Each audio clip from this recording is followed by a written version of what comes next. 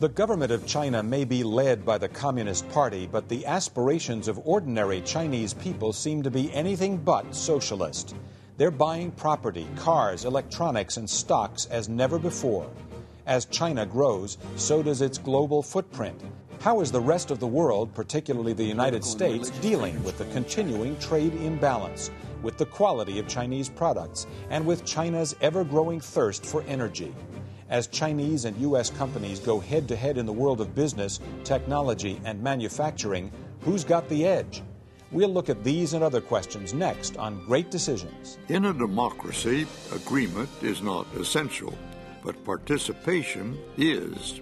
Join us as we discuss today's most critical global issues. Join us for Great Decisions. Great Decisions is produced by the Foreign Policy Association, inspiring Americans to learn more about the world. Funding for Great Decisions is provided by the Star Foundation and U.S. Trust. It was among the most highly orchestrated visits by a foreign leader to the United States in recent memory. When newly appointed Chinese President Hu Jintao came in April of 2006, his first stop was not Washington, D.C., but the West Coast, where he visited Microsoft and Boeing, businesses with strong presences in China. He even told Bill Gates he uses Microsoft software every day. It is perhaps not surprising that President Hu chose to meet with the richest man in the world before meeting with the leader of the free world. When Hu finally did make it to Washington, his was not to be an official state visit. There would be no black-tie state dinner. The U.S. administration considered it a working visit. He got a luncheon. Some considered that a snub. It could have demonstrated the U.S.'s dissatisfaction with China's human rights record, and maybe it was a way to pressure China to make economic concessions. Whatever it meant, the drama was characteristic of a complicated relationship. China and the United States are at the same time at odds and interdependent. There's a huge trade imbalance between the U.S. and China, maintained at least in part through tight state controls of Chinese currency values. While Chinese people simply can't afford to buy many imported goods, many Americans can't afford not to buy products made in China. Some people say the real situation is closer to the codependency relationship between a drug dealer and an addict. The United States is the addict. At the end of 2007, China was America's fastest-growing trading partner. China's economy is growing at an unprecedented rate, 11% in 2006. And China is poised to take over Germany as the world's third largest economy behind the U.S. and Japan. Much of this is because so many businesses operate within China. A cheap and well-educated workforce is very attractive to Western businesses. But as China's economy grows, so does its thirst for energy. 20 years ago, China was the biggest oil exporter in East Asia. These days, it is the second largest importer of oil in the world. Given the U.S.'s own thirst for energy, that kind of competition with China makes Washington a little uncomfortable. While the economic floodgates may well have opened, not all of China is reaping the benefits. There is still extreme poverty in China, particularly outside the big cities, and it's getting worse as more of the economy becomes centralized in urban areas. And the Communist Party still maintains strict control over the government and the dissemination of information. Emails, internet access, news in general are all tightly controlled. And any group seen as subversive or even merely dissident is prosecuted, intimidated, or banned outright. None of this endears China to the United States, nor does China's support of regimes in Sudan and North Korea. Where do Sino-American relations go from here? Is it possible for the United States to reap the benefits of an economic relationship with China while at the same time pushing Beijing to adopt more liberal social values? Is that even a priority for the U.S.? And what about energy? Does China's growing appetite pose a real threat to the U.S.? U.S.-China trade, out of balance. Next on Great Decisions.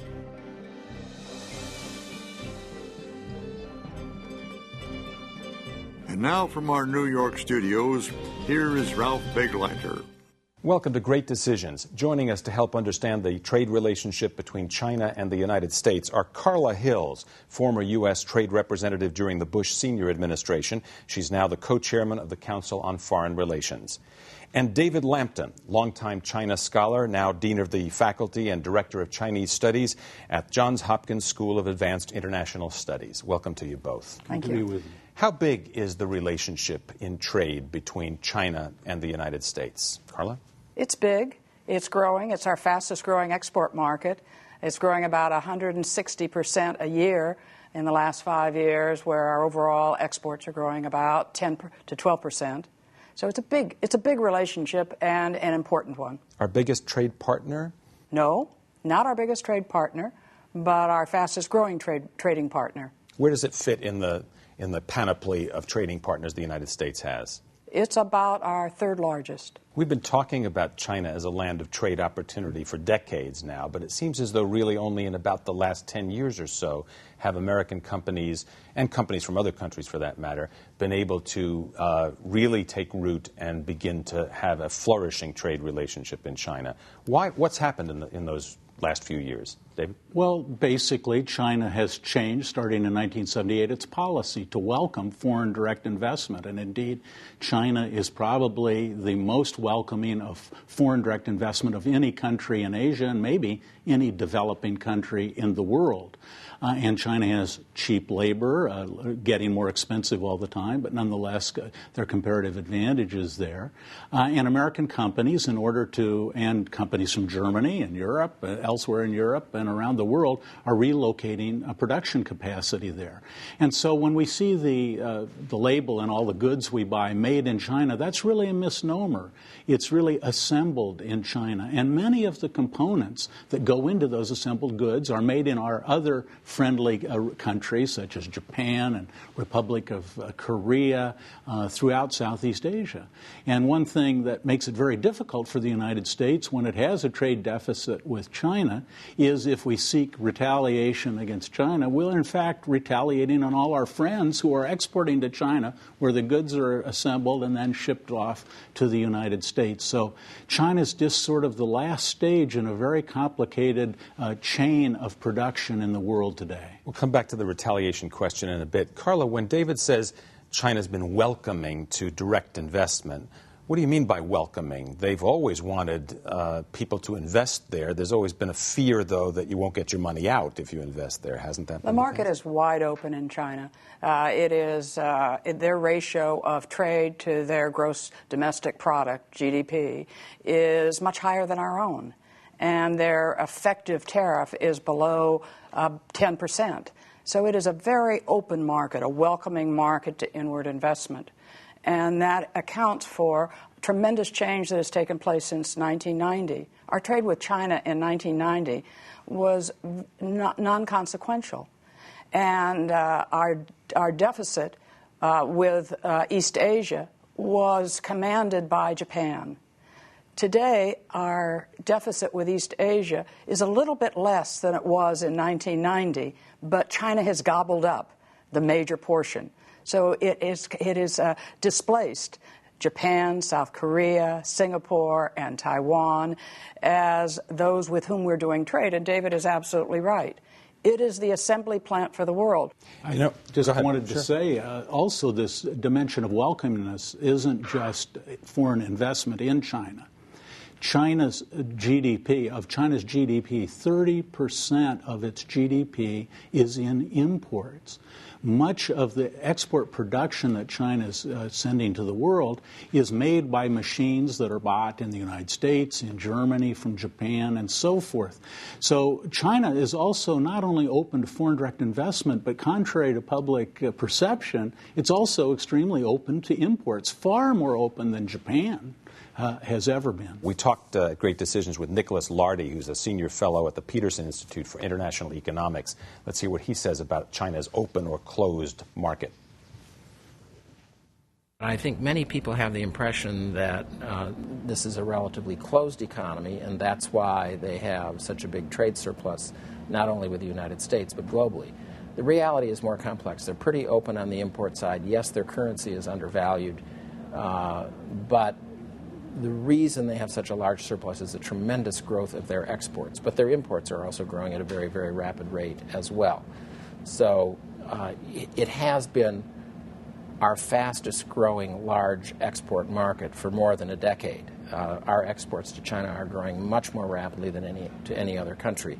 And I think many people have the idea that the deficit that we have in our trade with China is a result of the fact that their market is fairly closed, and that's simply not the case. Let's follow up on that a bit, because I think you made some interesting points there. Americans see made in China in their underwear and their socks and a lot of other things. And you're not saying that China is importing a lot of American agricultural goods or other American products of that sort. You're saying that China is importing other kinds of things, finished machinery and computers and technology is, I guess, what they're importing. Is that something that maybe Americans don't see, that kind of trade? Well, because they're importing intermediary goods that are combined with other goods for the final product, you do not see them. And that is what makes China an assembly platform for the world, particularly in the manufactured sector. And so if you go into a Walmart, a child's car seat, underwear and socks, as you say, shirts, sweaters, it's all made in China. It's very, very visible. But if you buy a laptop, you do not see the component parts of it. You don't see the threads that went into the sweater. You don't see the various things that have come from outside China's borders. But I want to also say agriculture is a very big part of this trade relationship. It's not just the manufactured components going from the United States or other more advanced economies. It's also agricultural and commodities of all sorts going to China from the United States. I, not long ago, was in Oklahoma and more recently Montana. These are all states that have a huge stake in trade with China. You go to Washington State and they'll talk to you about apples and exports to China. And so now there are problems with apple juice. It gets very complicated. But the agricultural sector sees a big stake. Now, it also, we should say, there are problems here. And when we say China's open, agricultural people will tell you, well, yes, but they have phytosanitary standards for the import, cleanliness of goods and contamination and so on. And the Chinese have from time to time used those standards to keep goods out. So it's not a perfect picture here. But if you talk to American agriculture, you're going to find people who want a more open and freer trade circumstance with China, not a closed view. Carl, I want to follow up with your point about being the manufacturing plant, and really both of you made this point. Has the United States, in effect, turned over responsibility for manufacturing the things the United States needs to China and perhaps some other countries as well? And is that a potential danger in the future, to not being able to put together our own stuff? Not at all. Actually, we are manufacturing and our output is 20% higher than it was a half a decade ago, with 30% fewer workers. That's affecting manufacturing globally because manufacturing has adopted technological change. Technology is changing manufacturing. China is on the lower end of the manufacturing staircase. We're at the upper end, and we work very, very well together. So I'd like to also say on the agricultural part, this is not only a big market, but a growing market, because China is water short, and its arable land does not meet the needs of its people. So it is going to have to permit more and more agricultural goods to come in, and we have a complementarity there that is very valuable to both sides. I just should say, too, on this staircase notion that we're at the upper end of the staircase in the Chinese technologically. That's true. It's important. Our productivity as a nation's gone up dramatically. But there is a but, and that is China is dumping more money into research and development. Multinationals are dumping in research centers very rapidly into China. And China's moving up that staircase. And if you think not only of China but India, we have 40% of the world's smart intelligence people coming online, and they're moving up that value-added chain. So I've always felt that reform in China and change in China is going to require us to keep moving up that staircase.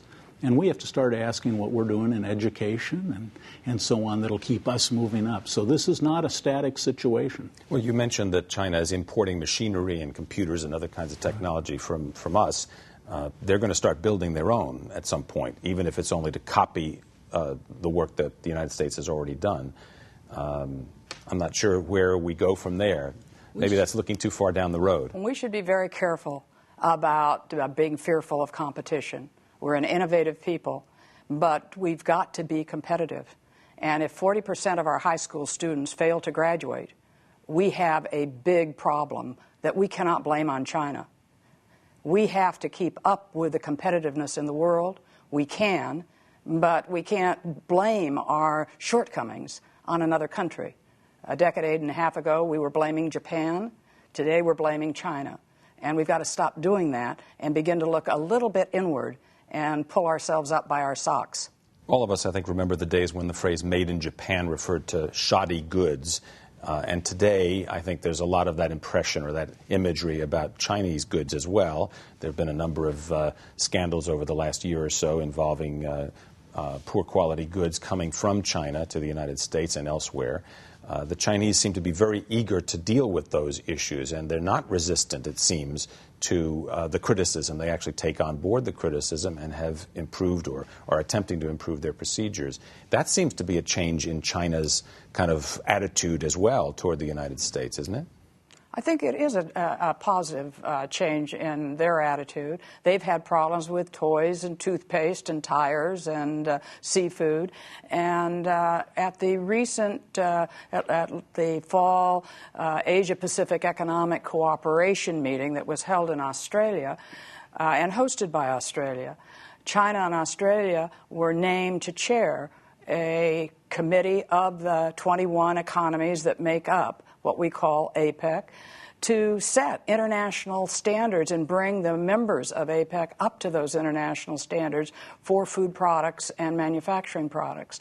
And China was right in there, trying to see that its products would meet international standards. And I think as we don't sort of absolve China of responsibility in this product quality issue that we now face, we have to recognize that multinational firms have been pushing down costs of production in China. There's a very complicated set of contractors in China. And American firms have a responsibility to make sure that their designs are good, that those standards are implemented in China. And the United States government has an obligation to, at least to the degree feasible, make sure the products that are coming into the United States meet our standards. So I think this is a problem that represents globalization. The Chinese have lots of responsibility, our multinationals have lots of responsibility, and frankly, the federal government does as well. You know, the business of quality of Chinese goods has brought China trade back to the forefront here in the United States again, and Americans tend to respond angrily when they think that somebody else is dumping poor quality stuff on American children, for example, in the form of toys or children's equipment. What would happen if in the United States the American people demanded of members of Congress that the U.S. take some political action against China to sort of say, well, we're not going to buy that stuff anymore from China? What would happen to the U.S. economy if such a thing were to occur? Could it occur, for that matter? I don't know, David? Well, I not too long ago went to China with 2 members of Congress, and this was a heavy item on the discussion with Chinese leaders. And the long and the short of it is that Congress, I think for the most part, recognizes that we have mutual interests in this relationship. I think there will be legislation in the future that deals with this quality of export issue. Part of the solution may be stationing some people from our consumer product safety bureaucracy in China. Some will be imposing legislation on companies to assure quality with penalties if it's not met. I think there will be legislative result of this, but it's not going to threaten the relationship. And ultimately, I've had Chinese tell me we are grateful for the U.S. Anything it can do can push up standards of production in China, because in fact we suffer from the same production deficiencies that you Americans are complaining about. David's point's very well taken, because most of U.S. products that are made in China are sold in China. And Chinese complain bitterly when the standards are not met. When we import products, Very often they are foreign companies, as we've already mentioned, and it is their responsibility to be assured that their name is not blemished because they brought a product into a country like the United States and it doesn't meet U.S. standards. We have to be very careful that we don't apply a different level of standard to imports than we apply to our products made at home. One of the things we haven't touched on so far in this conversation, and I know, Carla, you were intensely involved in at the time you were in government, was the issue of intellectual property protection. That's still an area of great dispute between China and the United States, and it's a whole industry here in the United States, and for that matter elsewhere, of people who are concerned about stealing of movies and music and computer design and software and that sort of thing. Have we made progress in the relationship along those lines? We've made progress. Keep in mind that China didn't have intellectual property laws in the early 1990s. They now have the laws, and our complaint and the friction is because of the enforcement of the laws. I think that the Chinese government tries to have good enforcement, but the provinces and the localities find that they can get profit from not abiding by those laws. It's a problem that we have globally, and we do have a considerable amount of friction from the failure to enforce intellectual property laws. Would you care to offer a prediction on that score? Is that problem going to be solved by essentially abandonment or partial abandonment of the rights of intellectual property owners, or is it going to be solved by everybody respecting those rights in the end? David? Well, I think it's going to be solved by the development of China, as we've seen in the Republic of Korea, in Taiwan, throughout Asia. At the beginning of industrialization and manufacturing production, you tend to copy what's available rather than innovate. But as China develops its own middle class and entrepreneurs and people who have a stake in Chinese intellectual property, we're going to find people on the inside in China, these entrepreneurs themselves demanding protection of their intellectual property as well as the intellectual property that they may have purchased from abroad, including the United States. So I don't think China is going to just simply through legislation solve the problem. Chinese society has to change and a class of entrepreneurs develop. There's another economy in the world that is as large, perhaps larger than that of the United States, and that's the European Union's economy. Some people have suggested that the relationship between China and the United States is in some way a competitive one to the way China relates to the European Union. Americans have complained that the Europeans are doing things with China that undercut the U.S. interest and so on. Great Decisions spoke with John Bruton, who's the European Union's ambassador to the United States, about this issue of EU versus U.S. And its relationship with China. Let's hear what he has to say. I don't think that there will be any impact of a negative kind from our relationship with China on the United States' relationship with China. We, the United States and the European Union, have pretty much the same agenda.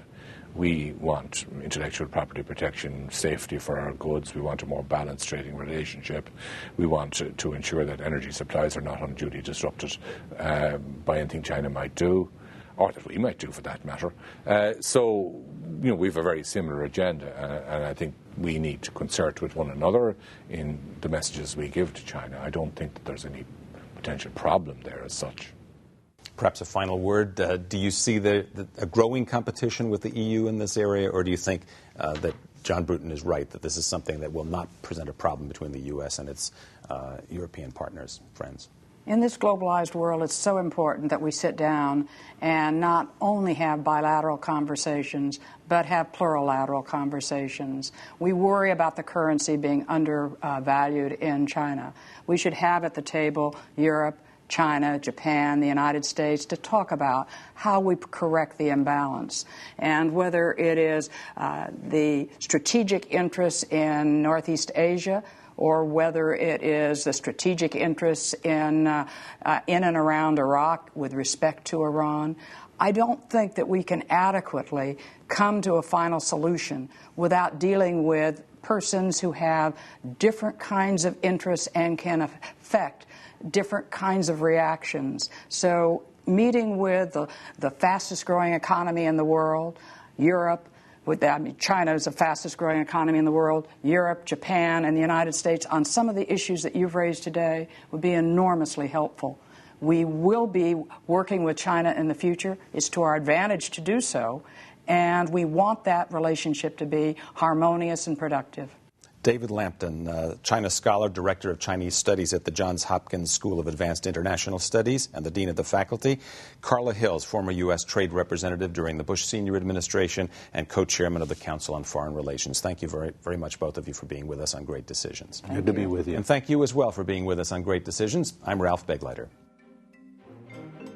To learn more about topics discussed on Great Decisions, visit our website at www.greatdecisions.org. To order a copy of the Great Decisions Briefing Book, a DVD set of this series, or to join a Great Decisions discussion group in your area, contact the Foreign Policy Association. Funding for Great Decisions is provided by the Star Foundation and U.S. Trust.